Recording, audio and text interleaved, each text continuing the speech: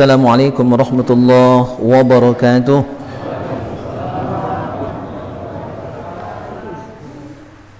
Bismillahirrahmanirrahim. Alhamdulillahi rabbil alamin, wassalatu wassalamu ala asyrafil anbiya wal mursalin sayyidina wa maulana Muhammadin wa ala alihi wa sahbihi ajmain, amma ba'du. Al-mukarramun, para jamaah yang mulia, jamaah Masjid Istiqomah rahimakumullah. Luar biasa kalau saya pribadi rasakan sholat di Masjid Istiqomah ini, karena ini masjid tertua di Banyuasin, di Pangkalan Balai, dan masjid yang didirikan oleh ulama yang sangat harismatik. Jadi agak beda Pak, suasananya, auranya berbeda. Saya rasakan pribadi, tidak tahu jamaah yang lain. Maka bersyukur kita, saya pribadi bisa sholat di sini, bisa belajar bersama di masjid ini. Luar biasa, itu suatu kebanggaan, suatu kebahagiaan, dan punya aura yang berbeda dibandingkan masjid-masjid lain. Maka semoga senantiasa kita diberikan nikmat karunia oleh Allah Subhanahu wa taala untuk bisa senantiasa memakmurkan rumah Allah ini.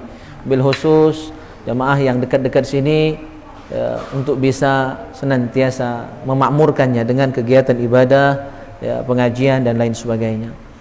Salawat dan salam semoga senantiasa tercurah limpahkan ke hadirat junjungan kita Nabi Muhammad sallallahu alaihi wasallam serta keluarga, sahabat dan pengikut beliau. Jamaah yang mulia, sebelum kita lanjutkan kajian kita, terlebih dahulu kita berdoa bersama dengan cara mengirimkan suratul Fatihah, karena suratul Fatihah itu sendiri adalah bagian dari doa.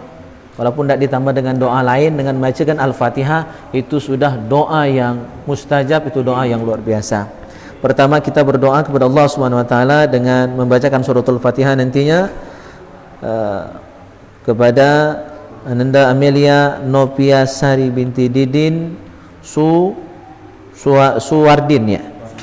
Suwardin, yang bersyukur kepada Allah Subhanahu wa taala karena sudah disehatkan, diafiatkan oleh Allah Subhanahu wa taala, dan semoga kesehatan beliau ini berdampak baik, positif, makin taat, makin rajin ibadat kepada Allah Subhanahu wa taala. Ala hadhihi niyyah al-Fatihah.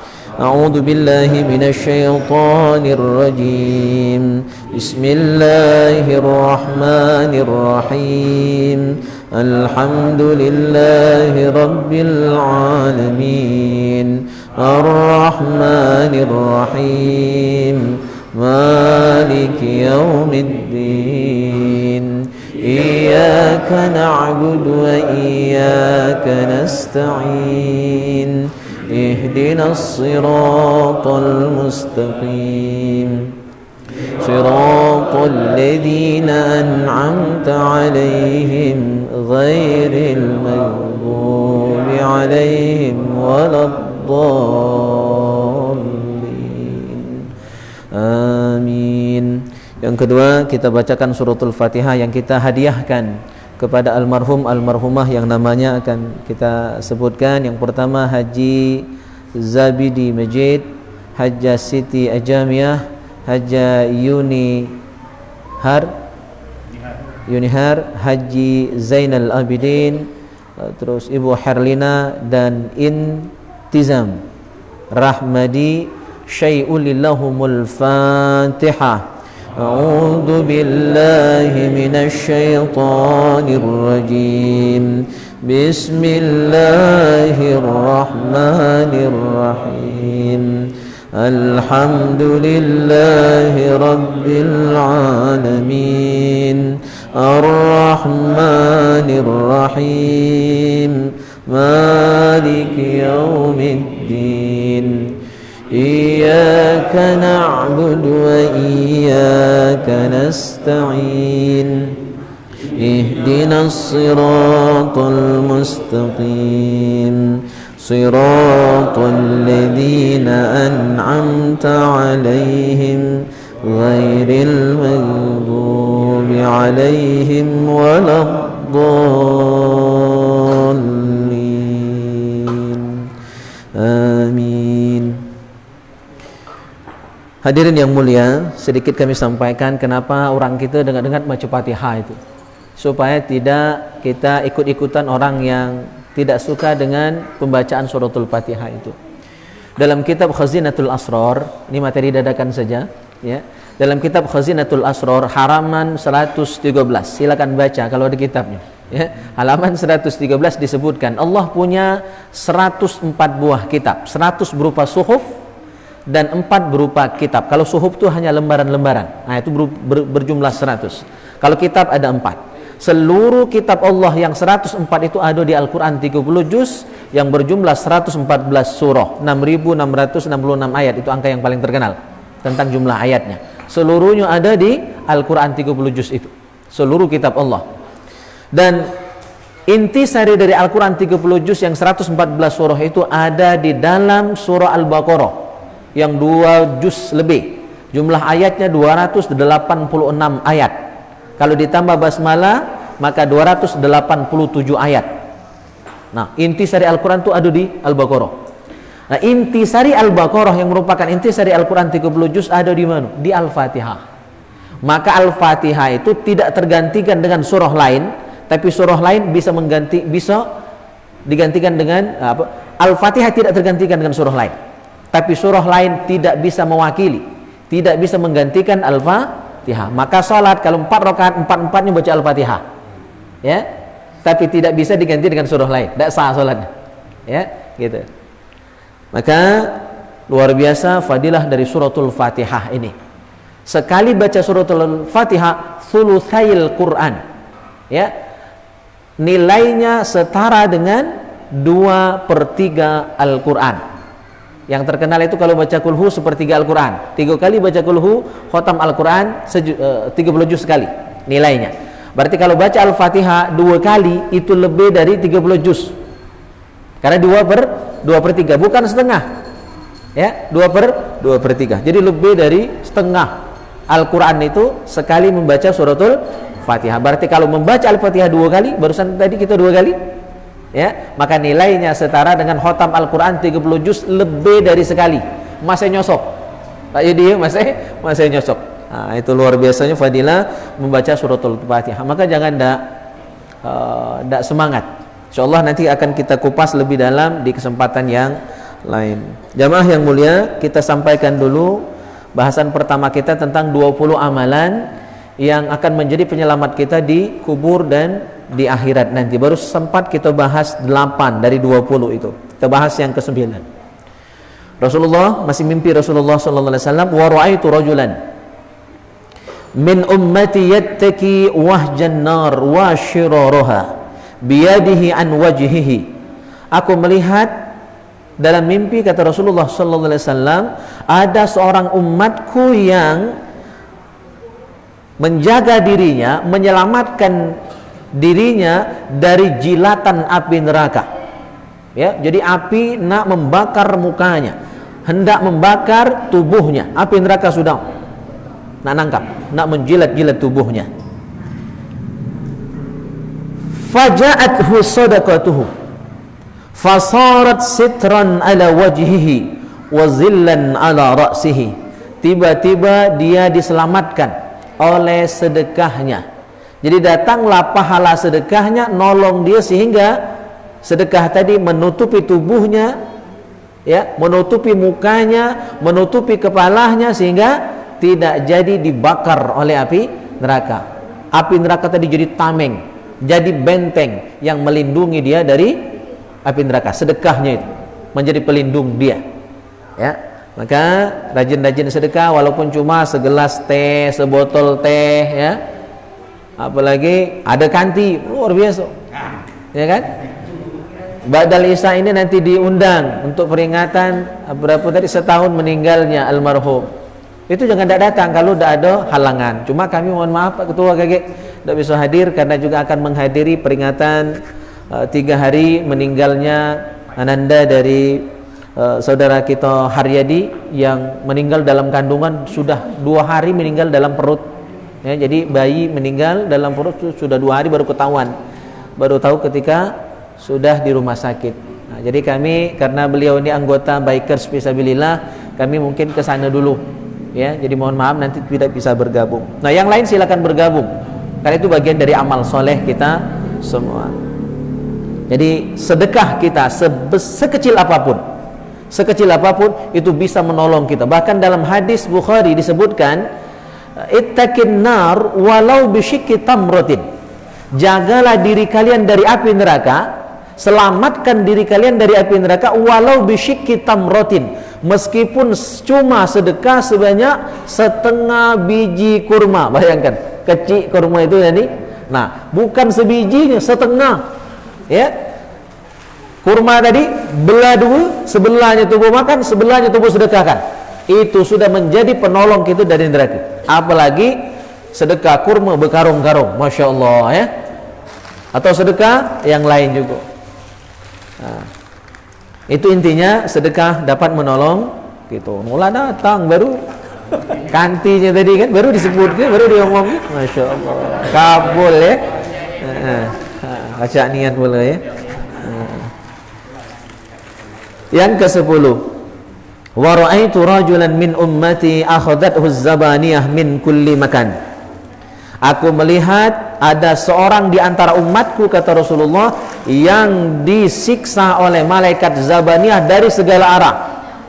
Dari depan, dari belakang, dari kiri, kanan, dari atas, dari bawah, malaikat zabaniyah nyiksa dia. Dan jumlah malaikat zabaniyah itu ada 19. Nah, bayangkanlah 19 malaikat zabaniyah berebut nak nyiksa orang ini tadi, umat Nabi Muhammad sallallahu alaihi wasallam ini. Maka tiba-tiba faja'ahu amruhu bil ma'ruf wa nahyuhu 'anil munkar fastanqadhahu min aydihim wa adkhalahu ma'a malaikatir rahmah. Maka datanglah amal solehnya berupa amar ma'ruf nahi mungkar. Amar ma'ruf artinya ngajak gawe baik, nyuruh gawe baik, ngajak orang ibadat, ngajak orang makmurkan masjid. Pengurus buat kegiatan ini sehingga masjid ini makmur, makin ramai jamaahnya, itu amar ma'ruf. Nahi mungkar itu mencegah orang melakukan kemungkaran. Ya, mencegah orang melakukan kemaksiatan. Ada orang maksiat, kita tegur, ya, kita nasihati, kita ajak untuk ke masjid. Itu amar ma'ruf nahi mungkar. Nah, pahala amar ma'ruf nahi mungkar bisa menyelamatkan kita dari siksaan 19 malaikat zabaniyah. Ya, amin ya rabbal alamin. Mudah-mudahan kita selamat ya dari siksaan malaikat zabaniyah. Nah, datanglah pahala amar ma'ruf nahi mungkar tadi, akhirnya menyelamatkan dia dari siksaan malaikat zabaniyah dan mengajaknya untuk sama-sama masuk ke surga bersama dengan malaikat rahmat, malaikat kasih sayang. Terakhir sebelum kita bahas fikih yang ke-11, wa ra'aitu rajulan min ummati jafiyan ala rukbatayhi bainahu wa bainallahi hijabun. Aku melihat ada seorang di antara umatku berjalan dengan merangkak menggunakan lututnya. Ya, berjalan merangkak ngesot. Sakit sengal berjalan seperti itu. Dan dia tidak bisa menghadap ke hadirat Allah Subhanahu wa taala. Antara dia dengan Allah ada hijab, ada penghalang sehingga dia tidak bisa berjumpa dengan Allah, tidak bisa berjumpa, bertemu, minta tolong dengan Allah Subhanahu wa taala. Faja'ahu husnu khulqihi.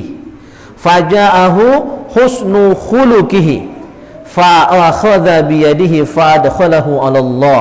Maka datanglah akhlaknya yang mulia. Jadi dia ini ya, amal mungkin kurang, dosa mungkin ada, tapi ada kelebihan, dia berakhlak mulia, dia beradab, dia ada cara, dia ada akhlak. Maka akhlaknya yang mulia tadi datang nolong dia sehingga hijab tadi terbuka dan dia bisa menghadap ke hadirat Allah Subhanahu wa taala. Ternyata luar biasa akhlak itu. Maka kita senang walaupun orang itu, anak itu tidak pula pintar tapi berakhlak, kita lebih senang. Ya, daripada pintar tapi kurang ajar, kita luat. Ya, nah, kalau baca ada anak, ada murid, ada kawan, ada tetangga tuh pinter, berakhlak mulia, itu yang kita cari. Cuma kalau tidak baca dua-duanya minimal, walaupun miskin, walaupun buyan, walaupun tidak ada apa-apa, dia berakhlak mulia, itu paling kita senangi, itu paling kita sayangi. Nah, mudah-mudahan kita semua bisa menjadi orang-orang yang berakhlak mulia, berakhlak dengan Allah, berakhlak dengan Nabi, berakhlak dengan orang tua dan mertua, berakhlak dengan guru-guru kita, termasuk berakhlak dengan kawan, dengan sesama, bahkan dengan binatang sekalipun, itu ada adabnya, ada akhlaknya. Bahkan dengan jin sekalipun ada adabnya. Bayangkan Islam mengajarkan akhlak yang paling mulia. Makanya dilarang kita di WC itu buang air hangat, karena WC itu tempatnya jin. Kalau kita buang air hangat kayak tersiram anak jin atau mak jin atau jin lagi begawe, karena WC itu memang tempat dia. Kalau tersiram dia tersakiti, maka dia bakal malas, bakal ganggu kita. Nah, ini yang saya tangkap dari hal ini adalah bahwa Islam mengajarkan dengan jin dia lagi berakhlak. Jadi ibu-ibu kalau biasa masak atau neko ya, hari Sabtu kan galak neko ya, atau hari Jumat neko kalau sedekahnya hari Sabtu. Minyak yang lagi hangat, air yang lagi hangat, jangan langsung tumpahkan ke tanah, dinginkan dulu baru tuang ke. Ya. Takutnya kaget tersiram ke semut, tersiram ke binatang yang lain, atau masuk ke lubang, dan di lubang itu, lubang-lubang yang di tanah itu bisa jadi adalah sarang jin. Bisa jadi istana jin. Kalau kita siram masuk ke situ, dia tersakiti. Ya, dan itu sudah zalim sama makhluk Allah. Nah, maka Islam mengajarkan akhlak yang luar biasa, bukan cuma dengan manusia, bukan cuma dengan Allah, dengan Nabi, dengan wali-wali Allah kita berakhlak, bahkan dengan binatang sekalipun kita berakhlak, dengan jin sekalipun kita berakhlak. Ya, artinya jangan sembarangan nyakiti makhluk Allah. Karena akhlak yang mulia yang kita miliki, ya, yang kita amalkan dalam kehidupan kita sehari-hari, pacak nolong kita di akhirat nanti, bisa mendekatkan kita dengan Allah Subhanahu wa taala. Taib, itu bahasan pertama kita. Kita lanjutkan di fikih, setelah itu kita membuka ruang tanya jawab. Kemarin kita bahas istinja, masih bab istinja. Ya, bahwa istinja itu boleh dengan air dan boleh dengan selain air, dengan batu, dengan apa lagi? Dengan daun, dengan tisu, ya, dengan jerit, ya, jerit lap, jerit buruk, tapi ya, man baju bagus sayang, ya kan? Nah, kecuali tak kati lagi yang lain. Taib. Nah, syarat istinja menggunakan selain air misalnya mau pakai tisu atau pakai batu, ada beberapa syarat. Yang pertama, alla yajiffal kharij, yang keluar itu bukan najis yang kering, ya, belum kering, artinya begitu buang air, buang hajat langsung istinja menggunakan tisu. Kalau lama kering, ya, sengkelat dulu kalau bahasa tubuh itu kan. Misalnya ngerokok dulu, sudah buang hajat tadi kan, habis 2 batang 3 batang baru cewok dengan tisu misal, itulah terlanjur kering, maka tidak sah istinjanya menggunakan tisu, harus pakai air kalau najisnya sudah kering. Jadi kalau hendak menggunakan tisu, begitu selesai langsung gunakan tisu atau daun atau batu tadi. Yang kedua, wa alla yantakila minal mawdi' alladhi istaqarra fihi indal khuruj, najisnya tidak pindah, ya, artinya tidak terbelemur, bedanya itu, mohon maaf ya. Nah, kalau dia bersemur ke sana ke sini, kena pukang, kena kaki, ya sudah, itu tidak pacak menggunakan tisu. Ya. Kalau tai boros, mohon. Ini kaget dulu yang nak makan warga nih. Ya, dipending dulu kaget, karena kita nih bahas yang itu, udah baca, tidak disebut ya.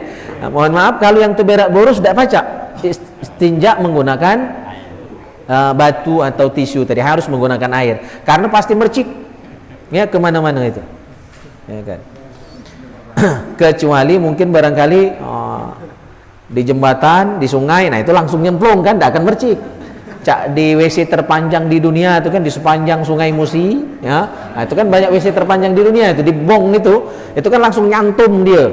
Nah, insya Allah tidak mercik. Cuma kalau kita di kloset itu kan keras, jadi kalau itu pasti mercik.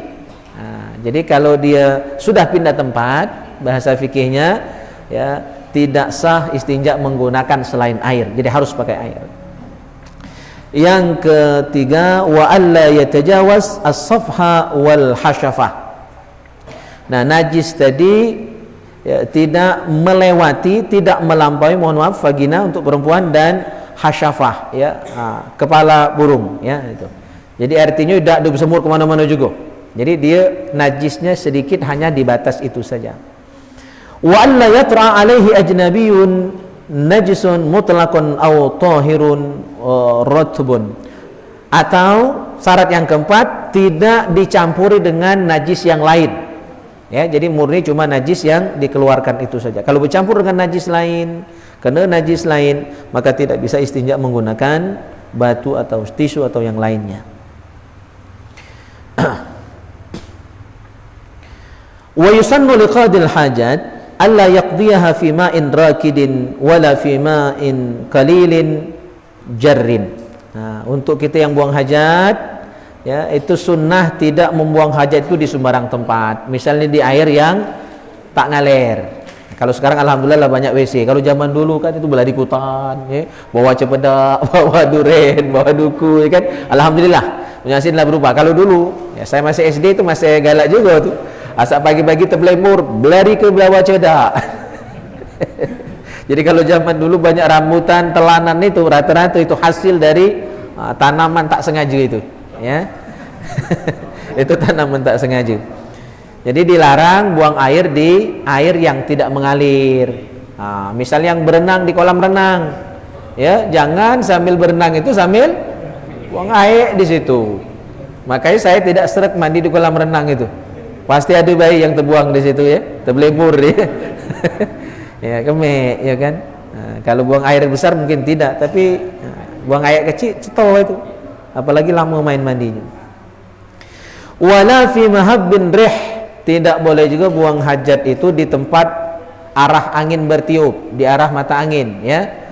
Misalnya angin biasa bertiup dari sana ke sini, berak di situ. Orang yang di sini gak kemampuan, ya. Jadi lebih aman tuh di WC itulah. Nah, kalau terpaksa pilih-pilih tempat yang memang betul-betul aman sehingga tidak membuat orang terganggu. Wala tahta syajarin, tidak boleh juga buang air di bawah pohon, apalagi pohon lagi berbuah. Nah, sekarang musim duku, bawa rambutan. Jadi minta maaf lah, zaman masih SD dulu masih galak, cuma belum tahu arti, ya. Dan lagi kecil juga kan belum terhitung dosa. Nah, kalau mak nari masih digawekan itu tidak sunnah alias makruh buang hajat di bawah pohon, apalagi pohonnya sedang berbuah. Wala fi thaqab, jangan juga buang air di lubang. Ya, di lubang di tanah itu, nah, maksudnya bukan lubang kloset. Kalau lubang kloset memang tempatnya kan lubang yang ada di tanah.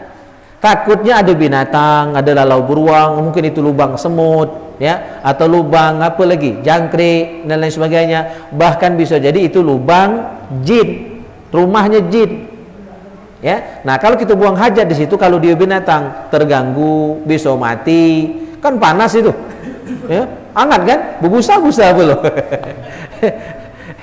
Ya, nah, maka itu akan mengganggu. Kita tidak boleh zalim dengan makhluk Allah.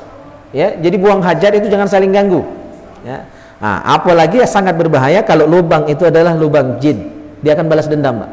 Dia balas dendam, maka nyuci tubuh itu ketenguran. Ya, ketenguran itu bisa jadi salah adab, kurang adab dalam buang hajat. Dulu zaman dulu masa galak meluk ke kebun, ke renang, ke sawah, ke kebun talang. Itu di kebun talang tuh kadang ada carat. Kalau orang-orang tua dulu marah, jangan buang air di carat. Ya, jangan cewek dicarat, karena carat itu geung, uji tubuh sini, ya, geung, ya, itu memang tempatnya jin, memang itu istilahnya jin. Maka kalau nak buat rumah hati-hati, jangan ditiba geung tadi. Kalaupun nak buat di situ, ya panggil dulu ustaz, panggil dulu kiai, suruh pindah ke dulu makhluk yang tinggal di situ. Kalau masih dibangun dan tanpa didoakan dulu, itulah kadang-kadang ada gangguan, ada ketenguran. Itu memang nyata. Ya, antara ada dan tiada. Mungkin kita karena tidak pernah nyengok, tidak percaya. Tapi sering banyak gangguan seperti itu karena mungkin kita juga yang sudah mengganggu mereka, maka mereka balas dendam. Berak besing, kemek besing, ya, gitu. Jadi jangan basing-basing, jangan di lubang. Wala fi sirbin wala fi zillin, jangan di tempat orang biasa kumpul. Ya, misalnya di pelantar, ya, tempat orang berteduh kan, ya, kemek dekat pelantar, ya. Dekat pohon yang ada tempat berteduhnya, nah itu dilarang. Wala fitorik, jangan di jalan. Nah, ini biasanya sopir, mohon maaf. Ya, di jalan, pinggir mobilnya itulah, ya, pinggir motor itulah meraung, masuk ke dikit dalam hutan dikit kan, ya itu lebih baik. Jangan di jalan. Wala yamassa zakarahu biyaminih, ketika buang hajat jangan menyentuh, ya, kemaluannya atau waktu cewek menggunakan tangan kanan. Jangan megang kemaluan dengan tangan kanan, tapi menggunakan tangan kiri. Tangan kanan makruh. Tak resap ke kita makan, terbayang. Nah, orang makan laju. Ya, orang makan bergo lemak itu. Wala yanzur ila auratihi. Tak boleh juga, makruh juga hukumnya. Jadi larangan di sini sifatnya makruh, bukan haram ya. Makruh saja. Tidak boleh melihat aurat. Waktu jongkok di kloset itu jangan apa gawe ngawasi budak itu. Ya. Pokoknya jan-jan ke baik, tak usah nak ngawas-ngawas. Ya, ngawas itu makruh. Ya. Terus dilarang juga wala ila ma yakhruju minhu. Jangan juga ngawas najis yang keluar tadi. Ditunda ya. Warna apa misalkan? Oh sayang tadi baru makan bergo misalnya. Oh sayang dan keluarkannya ya. Nyesal kakek. Jadi makruh ngawasi najis yang dikeluarkan itu. Biarkan ikhlas lah. Ya. Jangan diratoi, jangan disesali. Yang lalu biarlah berlalu. Ikhlaskan saja. Wala yatakallam illa li darurah. Jangan ngomong. Ya, buang hajat lagi di WC ngomong, ngobrol atau mungkin WA-han kalau zaman sekarang ya, WA, main apa? Main Facebook ya. Balas chat-chat. Nah, itu tidak boleh. Tinggal kalau dulu HP itu di luar atau tidak usah digunakan. Kecuali darurat boleh. Misal kita lagi buang hajat, ada sesuatu yang bakal menyakiti orang lain, bakal mengganggu. Ya, misalnya kita ini bukan di WC, kalau di WC kan tertutup. Misalnya buang hajatnya di apa misalnya? Di bong tadi atau bawah pohon tadi misalnya ya. Nah, ada yang lewat. Ya masya-Allah, silakan. Datang nih ada rambutan disebut tadi. Masya-Allah. Coba dacak makan. Lagi ngomong. Ya. Kebetulan misalnya kita lagi buang hajat di bong yang di pinggir Sungai Musi itu. Ada orang mancing misalnya. Nah, orang mancing tadi ya di dekat kita yang BAB di bong tadi. Kita nyingok di belakang orang yang sedang mancing. Tadi ada ular nak nyetok misalnya. Maka kita mengingatkan dia. Oh awas ada ular. Padahal kita lagi ini nih. Nah itu boleh, tidak makruh tidak. Demi menolong orang. Ya, demi menyelamatkan orang. Bahkan mohon maaf, ya, itu sampai kasusnya contoh nolong orang ini, kita lagi semayang nih. Kita lagi semayang. Nah, kebetulan kita semayang di luar, di teras, sholat Jumat. La full masjid. Ada orang lewat, ada orang bota lewat misalnya, hampir ketabrak motor atau mobil misalnya, atau barangkali bakal ada gangguan yang mengganggu dia, misalnya bakal dicetok ular, bakal terberosok dan lain sebagainya, kita tahu, maka kita boleh batalkan sholat saat itu demi nolong orang yang sedang dalam bahaya tadi. Nah, itu contohnya ya. Bahkan sholat pun bisa dibatalkan kalau demi menolong orang yang dalam mara bahaya. Wala ya'bith biyadih. Waktu buang hajat itu jangan main-main kentangan. Ya, main-main kentangan. Jadi artinya fokus, khusuk niat buang hajat itu ya. Fokus lah. Jangan gawe lain. Kaget lama laju di situ. Apalagi melamun. Nah, wala yaltafitu yaminan wala shimalan. Jangan noleh kanan kiri. Fokus baik. Ya. Ngawas ke depan, jangan noleh kanan, jangan noleh kiri, jangan nyongak.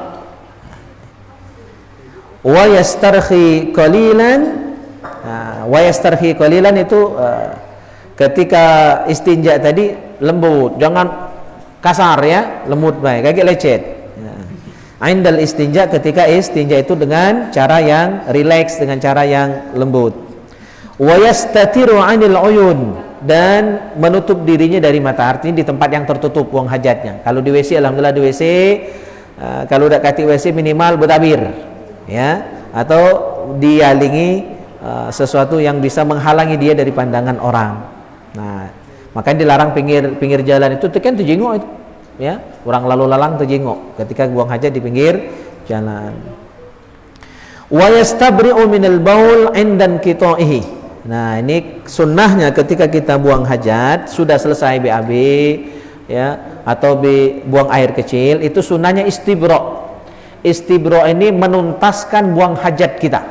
Nah, cara mak manu, misalnya bisa dengan cara berdehem. Ya. Ya. Nah, itu biar dehem tadi ngejut biar metu galu. Nah, itu maksudnya. Jadi kira-kira sudah berakhir, biar tuntasnya ndak kati yang bersisa, maka berdehem dikit 3 kali. Nah, itu ngejuk. ngambil anyuran maksudnya itu, biar keluar gitu. Ya. Nah, atau dengan cara apa? Selain itu dehem diurut. Ya, itu sunnah diurut. Diurut ya. Cuma jangan kelemahan ngurut. 3 kali baik. Kalau kelemahan yang lain keluar. Cukup 3 kali diurut. Nah, ngurutnya wa ayyadha as-sababah wal ibham min al-yadil yusra, menggunakan tangan kiri, as-sababah, as-sababah itu telunjuk tangan kiri, wal ibham ya, jempol. Jadi mengurut menggunakan tangan kiri, jari jempol dan telunjuk ya, urut 3 kali baik menggunakan tangan kiri. Nah, itu beberapa adab ketika buang hajat. Nah, istibro tadi yang membersihkan dengan cara berdehem, dengan cara ngurut tadi, ini berlaku tergantung individu. Ada yang tidak perlu istibro ya, jadi memang dia sudah tuntas walaupun tidak istibro. Nah, kalau yang buang hajatnya tidak akan tuntas tanpa istibro, maka istibronya bukan sunnah tapi wajib. Wajib diurut, wajib berdehem. Kalau dengan 2 cara itu baru tuntas. Nah, kalau kita misalnya sudah tuntas walaupun tidak pakai deheman, nah, tidak wajib ya, gitu. Terakhir sebelum kita tanya jawab, satu baris lagi, wa yuhramu al-baul ala mat'um walau lil jinni ka azmin ya, haram buang air kecil pada makanan ya. Jadi ada makanan kita kemei misal, itu haram karena makanan itu mulia. Kan kita makannya, masa makanan yang kita makan sehari-hari karena waktu itu misalnya kita tidak butuh, kita kemei, kita berai, mohon maaf, itu tidak diperkenankan, haram hukumnya karena menghina makanan yang kita makan sendiri walaupun saat itu kita tidak makannya, tapi kan pada kesempatan lain kita makannya ya, maka haram buang hajat di makanan walaupun makanan jin. Apa makanan jin itu? Tulang tuh makanan jin ya, tapi bukan berarti tidak boleh makan tulang ya. Misalnya tulang digoreng garing jadi crispy boleh, tulang iwa. Cuma tulang unta digoreng mana lah tak crispy, masih keras tulang ya. Tulang yang pacak dimakan tuh ada ya kan, tulang ayam masih pacak ya. Nah, tulang itu makanan jin. Jadi kalau misalnya kalau di WC jelas tidak ya, misalnya dibuang hajat di tempat lain ya, buang hajat di tempat lain ada tulang, maka jangan kemei tulang tadi, minggir dikit karena tulang itu makanan jin. Jadi intinya makanan tidak boleh di kemei atau diberai ya, baik makanan manusia ataupun makanan jin.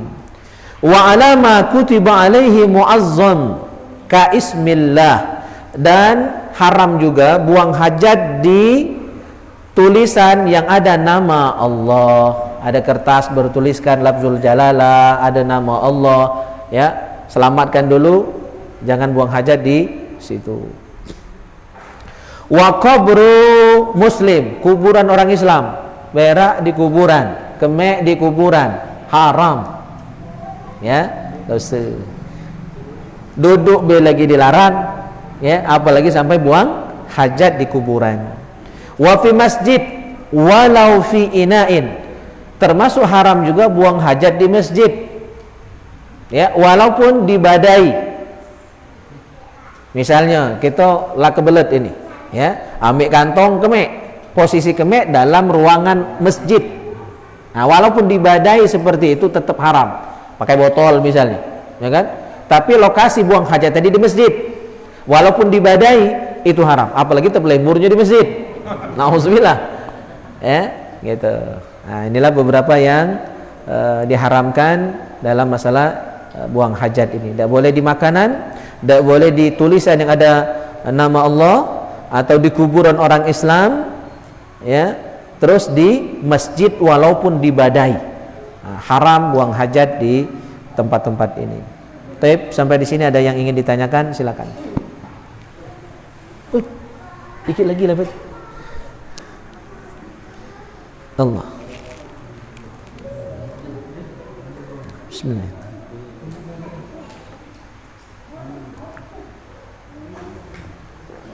Terima kasih Ustaz. Ini yang kita penjelasan saja ada kita tidak tadi kan. Kalau menurut sunnah itu kan kalau kemen itu dan kencing kemen dulu kan Meraung. tapi di zaman sekarang itu kan banyak wastafel ya, kencing berdiri macam-macam, tempat toilet duduk itu bagaimana?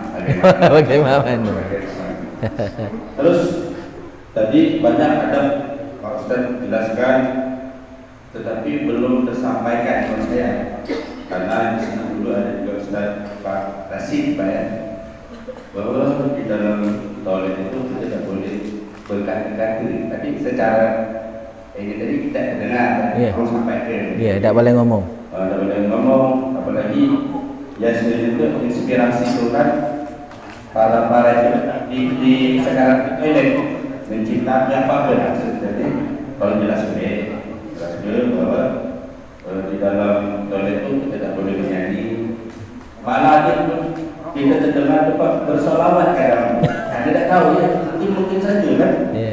Tolong dijelaskan saja. Ya. Terima kasih. Saya jawab yang kedua dulu. Jadi memang dilarang, dan larangan itu sifatnya makruh kalau kita berbicara ya di dalam WC. Nah, ini yang makruh itu omongan biasa, nyanyi-nyanyi biasa. Kalau isinya kalam-kalam yang mulia itu bukan makruh, haram. Ngaji di WC haram. Ya, salawatan di WC haram. Itu karena kalam mulia. Ya. Jadi yang makruh itu kalau yang bukan mulia, ngomong biasa baik. Tapi kan tadi ada pengecualian, kecuali darurat. Maka yang haram pun dihalalkan ketika dalam kondisi darurat berdasarkan kaidah apa kaidahnya enggak lupa saya. Ad-darurat tubihul mahzurat. Kondisi darurat ya, kondisi yang menyulitkan, yang membahayakan, membolehkan yang awalnya dilarang, yang awalnya bahkan diharamkan. Boleh ketika dalam kondisi darurat. Nah, yang pertama tadi kencing di wastafel yang berdiri, maka itu hukumnya makruh. Hukumnya makruh dan juga tidak bagus menurut kesehatan. Ya, apalagi kita lanang ini, ya itu sangat tidak bagus untuk kesehatan. Karena ternyata menurut penelitian ketika kita buang hajat ya dalam keadaan berdiri, buang air kecil dalam keadaan berdiri, itu darah itu tuh dari otak itu akan menurun drastis, fokusnya ke budak itu. Nah, sehingga jadi ada kekurangan darah di situ. Kalau ini sering dilakukan, maka akan menyebabkan bermacam-macam gangguan penyakit. Jadi tidak sehat untuk kita itu sendiri. Jadi ternyata terbukti sunnah-sunnah Rasulullah itu kalau kita laksanakan ya berdampak positif ya untuk kesehatan diri kita itu sendiri. Jadi bukan cuma masalah hukum, tapi ada manfaat hukum-hukum yang kita laksanakan dengan baik dan benar tadi. Jadi makruh ya, karena dampaknya buruk untuk kesehatan kita. Dan juga biasanya itu terpercik ya kan, kita nih nak sholat nak bersih pakaian, nak bersih badan. Kalau kita berdiri itu percikannya lebih kuat ya, percikannya ke badan kita, kena sepan, kena baju itu lebih kuat ya, maka kemungkinan besar kita kena najis. Sholat dalam keadaan terkena najis ya, kepercik najis apalagi banyak, maka keabsahannya dikhawatirkan ya, karena sholat itu harus suci badan, pakaian dan tempat. Nah, jadi masalah buang hajat itu lebih dekat kepada kebersihan itu jongkok, bukan duduk ya, kecuali WC-nya WC duduk itu yang klosetnya duduk, tapi jongkok dengan bertumpu di kaki yang kiri ya gitu. Ada lagi? Kalau merokok mana?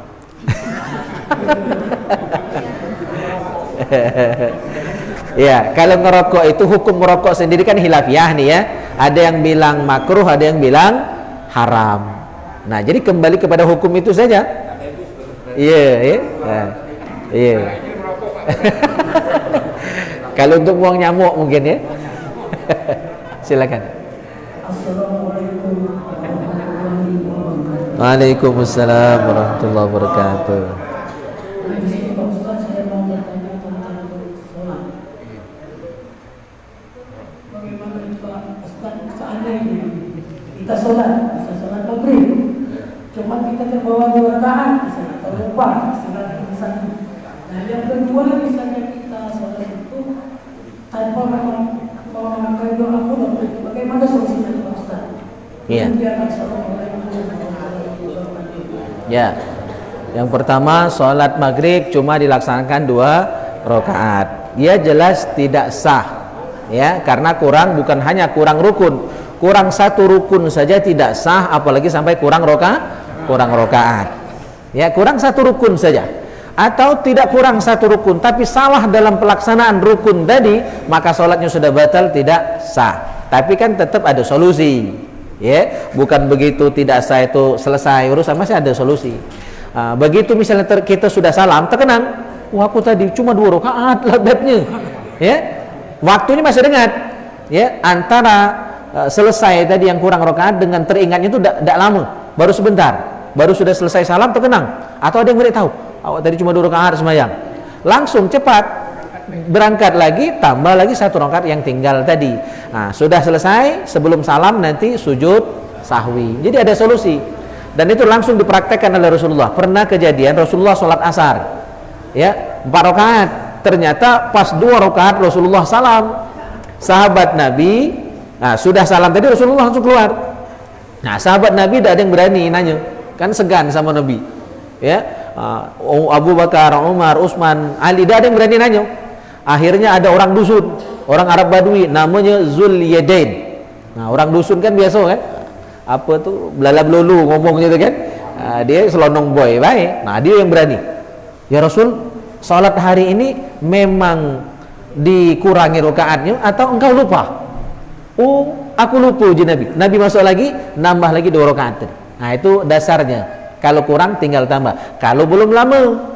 Kalau lah lama, lah balik ke rumah, lah makan bergo 2 mangkok, ngabis teh semir kan, maka tidak sah lagi nak nambah tadi, ngulang dari awal. Itu solusinya. Jadi kalau baru dengar, tambah yang kurang. Kalau lah lama, ngulang dari awal. Ya, oke. Itu pertanyaan kedua tentang kunut. Hukum doa kunut sunnah ab'ad. Sholat itu isinya 3, rukun, sunnah ab'ad, dan sunnah hayat. Rukun kalau tinggal tak sah, batal, kecuali cepat disusulkan tadi. Ab'ad kalau tinggal sholat tetap sah, tapi harus sujud sahwi. Contohnya kunut dan tahiyat awal, itu ab'ad, sunnah ab'ad. Tinggal sholat tetap sah, cuma nanti diganti dengan sujud sahwi sebelum salam. Yang ketiga, ini yang paling banyak, sunnah hayat. Ngangkat takbir, ngangkat tangan, takbirnya wajib, ngangkat tangannya sunnah.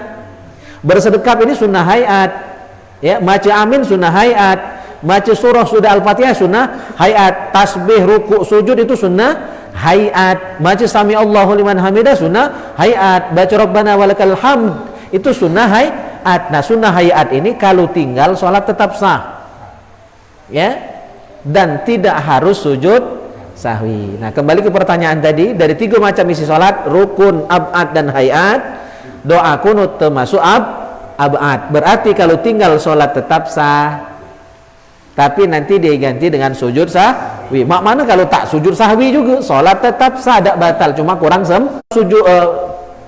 Doa kunut tadi tinggal terkenang waktu kita lah sujud, Allahu Akbar, seharusnya doa kunut kita langsung sujud, Allahu Akbar, posisi sudah sampai sujud. Boleh tak ngulang lagi? Berdiri nak baca kunut? Tak boleh, haram, batal sembahyangnya. Ngapa? Karena sujud itu rukun, doa kunut nah, tak boleh ninggalkan rukun ngambil yang sunnah, batal. Itu alasannya, ya. Nah cuma kalau misalnya baru jongkok terkenang, balik lagi boleh, ya, kalau belum sampai sujud.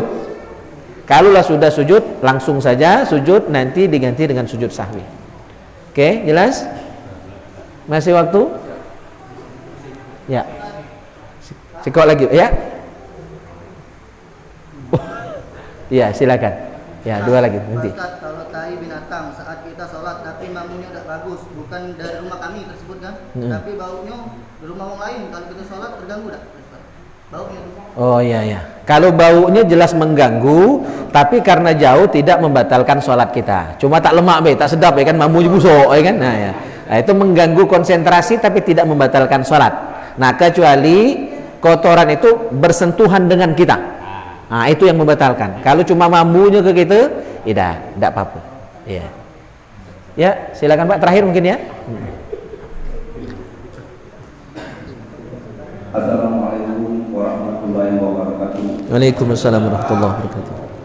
Kami ingin menanyakan kepada Ustaz bahwa kebiasaan kita selalu setiap malam Jumat itu kan kita biasa membaca Yasin. Iya. Nah, Yasin ini seandainya kita peruntukkan saudara kita yang sakit, nah itu bagaimana caranya? Itu kan kalau saya pernah ikuti yang ada yang pernah terjadi itu, kalau Yasin itu bagaimana kalau misalnya di ayat 58 ada salam kaum Ibrahim, nah itu diulangi sampai 3 kali 7 kali, itu diuntukkan apa? Atau yang sakit atau bagaimana? Nah, yang kedua, ini kalau kita mengucapkan kepada orang yang sudah meninggal, itu seringkali kita jumpai inna lillahi wa inna ilaihi raji'un, turun berdoa kita semoga husnul khotimah. Nah, husnul khotimah itu bagaimana? Apakah tepat yang sudah meninggal atau yang kita masih sehat ini untuk menuju kita ke kematian kita, itu bagaimana? Yeah. Yang tepatnya penggunaan kami itu penggunaan untuk mengucapkan Husnul khotimah kepada orang yang telah meninggal. Nah, yang benarnya bagaimana? Oke. Terima kasih, Ustaz, tolong menjelaskan. Ya, saya jawab yang kedua dulu karena masih hangat. Jadi husnul khotimah itu sebenarnya lebih tepat ketika kita saling doakan waktu masih hidup ini. Ya. Tapi tidak salah juga kalau orang yang sudah meninggal dunia kita doakan semoga dia husnul khotimah dalam pengertian supaya dia diampuni oleh Allah Subhanahu wa taala dan meninggal dalam keadaan membawa iman. Karena salah satu makna orang husnul khotimah itu adalah dia mati bisa mengucapkan syahadat. Baca mengucap la ilaha illallah, mati membawa iman. Itu orang yang husnul khotimah. Jadi konteks kita ketika menyebut dia semoga husnul khotimah, maksud kita di hati adalah semoga dia ini mati membawa iman. Mati dalam keadaan mukmin, mati pacak mengucap syahadat, mati dalam keadaan diampuni dosanya oleh Allah Subhanahu wa taala. Jadi niat kita ke situ. Walaupun sebenarnya kurang tepat. Jadi kalau hanya semata-mata husnul khotimah tidak tepat. Nah, tapi karena sudah terlanjur tinggal niat kita. Maksud kita mengucap husnul khotimah tadi padahal orang yang sudah meninggal dunia, maksud kita dia ini mati baik, dia ini mati bagus, dia ini mati membawa iman, dia mati diampuni oleh Allah Subhanahu wa taala dosa-dosanya. Itu maksudnya, ya. Nah, tapi kalau misalnya kita mengucapkan lebih tepat kalau sudah meninggal dunia, Allahumma ighfir lahu warhamhu wa'afihi wa'fu. Jadi maksud saya ya tidak salah-salah niat. Cuma harus disertai niat yang tadi. Terus masalah membaca ayat tertentu dan dibaca berulang-ulang, misalnya salamun qaulam mir rabbir rahim atau yang lain-lain. Itu bukan sesuatu yang bid'ah, itu contoh dari Rasulullah sendiri. Rasulullah pernah sholat tahajud cuma mengulang-ulang satu ayat sampai habis. Sampai fajar, bayangkan ya. Ada juga Utsman bin Affan. Utsman bin Affan itu dia biasa sholat malam itu kadang hanya 1 rakaat, hanya witir 1 rakaat saja. Tapi sejak dia sholat ya lalu sampai fajar, sampai menjelang sholat subuh, dia hanya baca 1 ayat, diulang-ulang 1 ayat tadi sampai fajar. Jadi itu bukan sesuatu yang terlarang, malahan mengikuti jejak Rasulullah dan sahabat-sahabat beliau. Tentu ya, kalau masalah niat yang ditanyakan tentu niat dia ya sesuai dengan bacaan salamun itu kan keselamatan, kesejahteraan, kedamaian. Tentu niat kita ya untuk orang yang kita doakan tadi ya. Dan dengan mendoakan orang hakikatnya mendoakan diri dewek ya, walaupun kita tidak nyebut ya Allah ya sehatkan dia, kita tidak nyebut ya Allah sehatkan aku dan dia, itu sudah otomatis. Kalau kita mendoakan orang kita otomatis dapat ya.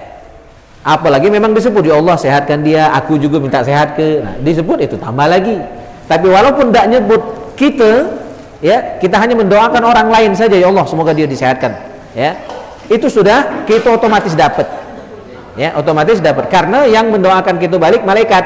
Apa kata malaikat? Kamu juga dapat. Walakal misl. Kamu pun dapat doa yang sama dan diaminkan malaikat.